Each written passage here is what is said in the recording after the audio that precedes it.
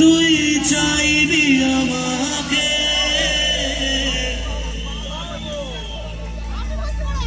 সেদিনও তুই অন্য কারো,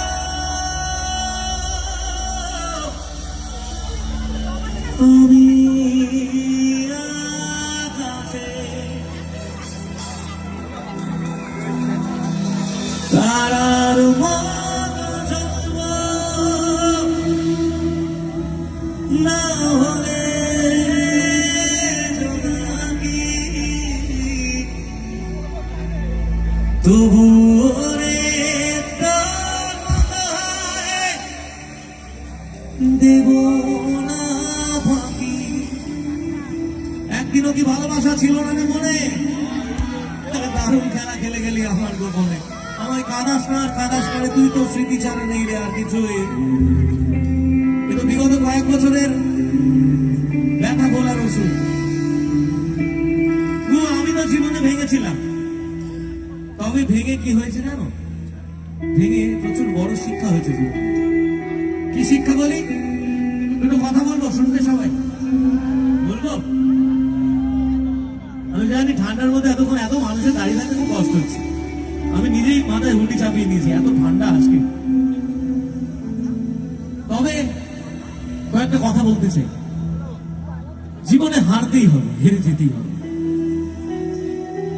মনে রাখবে, যে মানুষ শুরু থেকেই জিতে আসে তার লড়াইয়ের মজা নেই, কারণ সে তো লড়াই করেনি, সে লড়াইটা জানে না। আর যে মানুষ হেরে গিয়ে জিতেছে তার দৌড়ানোটা অনেক বেশি প্র্যাকটিস আছে, কারণ সে জেতার জন্য লড়েছে। জীবনে ভাঙতেই হবে। অন্ধকার রাতের আসার খুব দরকার আছে পরের দিন আলোকিত সকালটার জন্য। 24 ঘন্টায় যদি দিন হতো না, বিরক্ত লেগে যেত, আর ভাল লাগছে না এত আলো। তখন শুধু মনে হতো কখন অন্ধকার হবে। এই অন্ধকার রাত থাকে বলেই পরের দিন সকালের গুরুত্ব আছে। তাই আমার মনে হয় জীবনে হেরে যাওয়া আসবে, আর সেই হেরে যাওয়া থেকে নতুন লেসন নিয়ে নিজেকে অনেক বড় ভাবে প্রেজেন্ট করা যেতে পারে। আমরা ইদানিং দেখতে পাই মানুষ একটু থেকে একটু কিছু হলেই সুইসাইড করতে চলে যায়। আমার ভালো লাগে না। আমার মনে হয় সুইসাইডটি কি আসলে জীবনের শেষ লক্ষ্য হওয়া উচিত? শেষ লক্ষ্য তো হওয়া উচিত সেটা, যেটা আমরা চলে যাওয়ার পর আমাদের নাম কোথাও আমাদের কাজের মাধ্যমে রয়ে যায়। আমার তো মনে হয় যে মানুষটা সুইসাইড করে আজ চলে যায়, কাল একটু মোমবাতি মিছিল বেরোয়, ফেসবুকে 2-4টে পোস্ট হয়, 1 বছর পর কেউ মনে রাখে না, বাবা মা ছাড়া। আরে ঈশ্বরের জীবন দিয়েছে, আমাদের বাবা মায়ের জীবন দান করেছে, আমাদের অধিকার আছে নাকি চলে যাওয়ার? আমি শুধু মনে করি যেদিন বা যে রাতে আমাদের মনে হবে আর এই পৃথিবীতে থাকার কোনো কারণ নেই আমাদের, দয়া করে ওই রাতটা কেটে গিয়ে পরের দিনে সকালের একটু অপেক্ষা করে দেখুন। অনেক ভালো কিছু তোমার জন্য বা আমাদের সবার জন্য অপেক্ষা করছে, যে সকালটা হয়তো আমাদের জীবনটাকেই বদলে দিতে পারে। আমি সেই জায়গা থেকে সবাইকে বলি, যখনই মনে হবে আর এই পৃথিবীতে থাকতে ইচ্ছে করছে না, তখন মনে রেখো থেকে গিয়ে তোমাকে এমন কিছু করে যেতে হবে যার গল্প আগামী জেনারেশন মনে রাখবে। তাই আমরা সবাই সংঘবদ্ধ হয়ে বলবো, আমরা থাকবো, আমরা লড়াই করব, আমরা বাঁচবো এবং নতুন ইতিহাস গড়বো, যাতে পরবর্তী প্রজন্ম আমাদেরকে মনে রাখে, যাতে পরবর্তী প্রজন্ম সুইসাইড করার আগে আমাদের উদাহরণ দেয় যে ওরা তো হাজার ব্যর্থতার পরেও আবার নতুন করে জয়ী হয়েছে। তাহলে তারাও বাঁচবে, তারাও এই সুন্দর পৃথিবী দেখার অধিকারী হবে। তাই আমি বলবো, যত ব্যর্থতা আসুক তাদেরকে কিক অফ করে পাঠিয়ে দাও, নিজেদের জায়গায় পাঠিয়ে দাও। আর যারা সত্যি আমাদের মনে ব্যথা দেয় তাদেরকে বলো, কষ্ট হবে, কারণ আমরা তো ভালোবাসি মন দিয়ে, তাই ভালোবাসার মানুষ চলে গেলে কষ্ট হবে। সেই মানুষটাকে জোর গলায় বলো, তুমি তোমার মতো ভালো থেকো, আমি আমার মতো। কারোর পথে আর কারো যাওয়ার প্রয়োজন নেই, কারণ তুমি যখন চলে গেছো একবার, তখন বুঝিয়ে দিয়ে গেছো তুমি আমার নয়, তুমি অন্য কারো।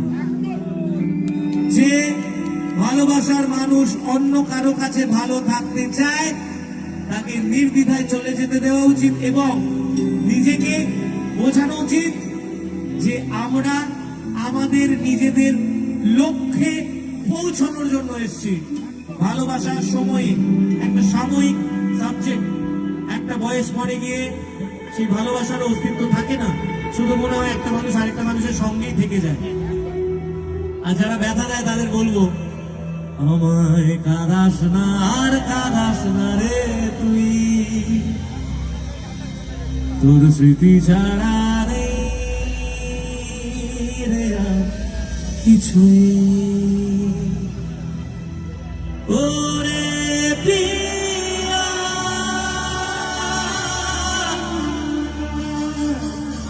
ওরে